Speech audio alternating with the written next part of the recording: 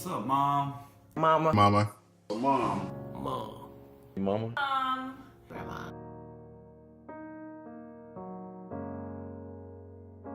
Mama, even though we lived in the projects, you wouldn't allow us to be a product of our environment. You kept us active. You got us in church. As a matter of fact, we went to church so much that we were nicknamed the Holy Family. You were determined, being a single parent, raising at that time 4 boys and 1 girl, and that you would not allow any of us to become a product of the system. You wouldn't allow your kids to be arrested, although Sherman came close a couple of times. And you were determined that I would graduate and not be another statistic, an unwed teen mom. I know I put you through some things, but at the end of the day, no matter how bad they talked about me, you still loved me, and you were there for me. I don't know why, but you did it, so I appreciate it, because I definitely didn't deserve it. What I appreciate most is how you check on me. Simple as that. You call and I'm not the best at returning calls. I know. Hope to get better at that. But just the fact that you think of me, and I know you think of all of us. I'm sure you make your rounds with the phone calls. And I really appreciate that. Don't tell you that I appreciate you, but I do. Definitely. Mary Hoban taught me to love everybody. She taught me to respect everybody and to be an upstanding man. The best thing that Mother has taught me is the ability to work hard. I watched Mom work very hard my entire life and sacrifice for all of us and never really complain. There were times where I've walked in the snow, in the ice, in the rain to meet her at the bus stop after working a long day, and then she had to make sure that I had something to eat and that I was taken care of. So I kind of watched that my entire life growing up, and it really formed my current work ethic. I didn't even realize what I didn't have until later in life when I reflected back on it. But even in not having anything, you made me feel like I had a way to get to where I wanted to be, and there was a path for me. And even though I fought it, resisted it, banged my head, and did all those things that I shouldn't have done, I stayed true to that, and I found my way. I would say life lessons and things that you taught me was to not give up. You really pushed me to not give up on my dreams and to continue to work hard, and just showed me that you're never too old to do anything, or that the sky's the limit. So that was some of the, I would say, one of the biggest life lessons that you taught me.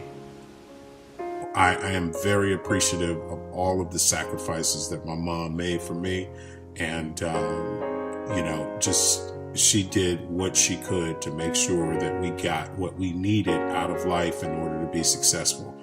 Good butt whippings should come from the heart. That way, lessons are well received. I got my share of butt whippings from you, and I felt like, not at the time, because at the time, I didn't. I was really upset with you when you whooped me.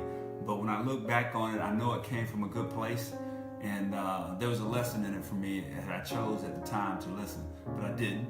But I learned later in life to listen to those lessons, and I appreciate you for that, because every time I'm on the cusp of doing something that I shouldn't do, I think about that sometimes, and sometimes I don't. But for the most part, when I reflect back, yeah, I probably shouldn't have done that, and there was a butt whooping in that for me. But I appreciate it. Thank you very much.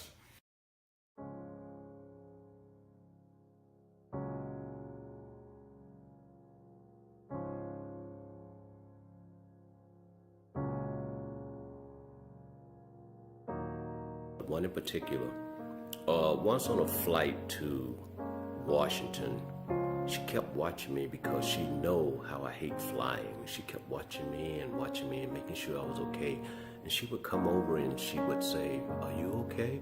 And then she would give me encouraging words. And all of that made me feel so warm. And it lets me know that she didn't just care about me as her son-in-law, but just like I was her son.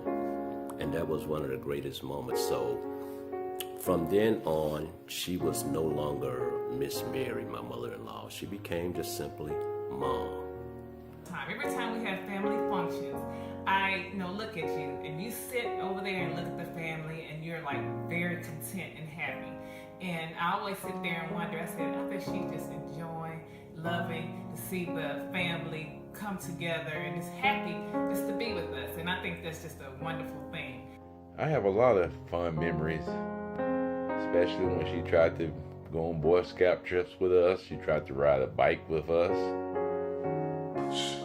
I remember going to Lemoyne as a kid with you. I was in class a lot of nights. I remember 1998, I remember you graduating from Mississippi Boulevard. That was one of my favorite memories of you. My favorite memory is when you took me to the Pink Palace and you told me about all the people you have met and the history of some of the stuff and what you had used when you were a child.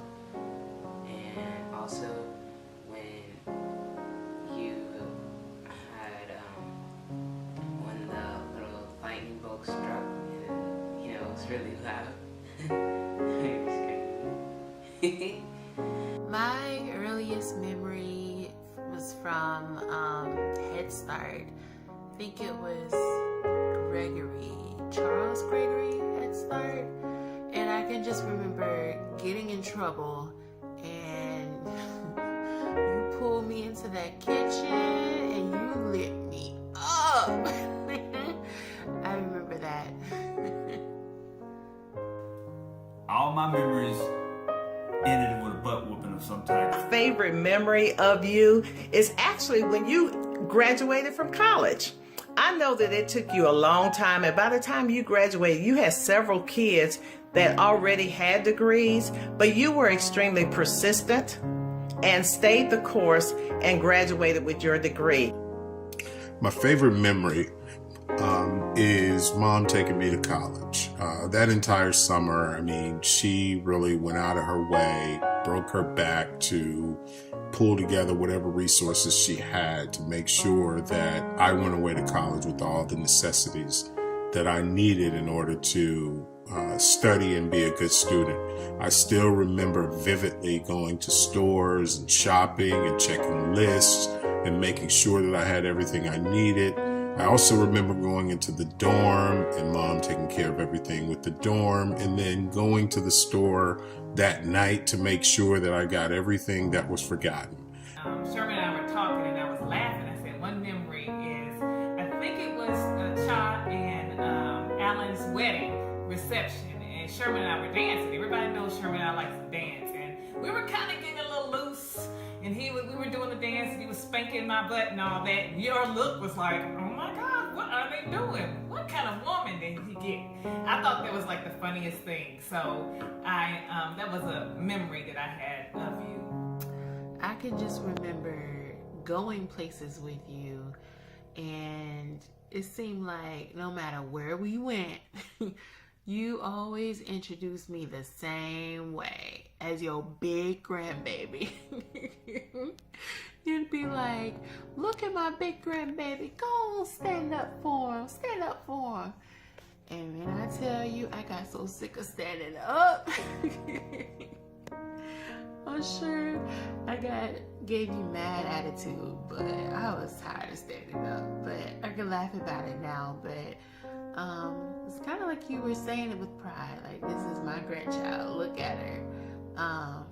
It's funny now, but I probably rolled my eyes when you weren't looking. I got tired of standing up. When I think about those things, fun memories, or memories, good memories of you, I think about the fact that I had a mom that never gave up on me, and that's very key. And I didn't know how significant that was then, but I really do now. And I'm trying to be that way with my son. And it's a challenge, but I'm trying to live up to that challenge.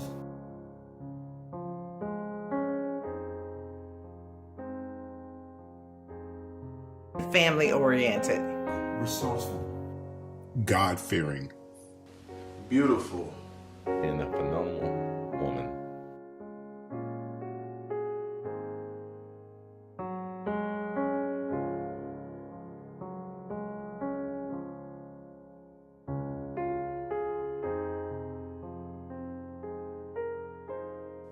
Thank you.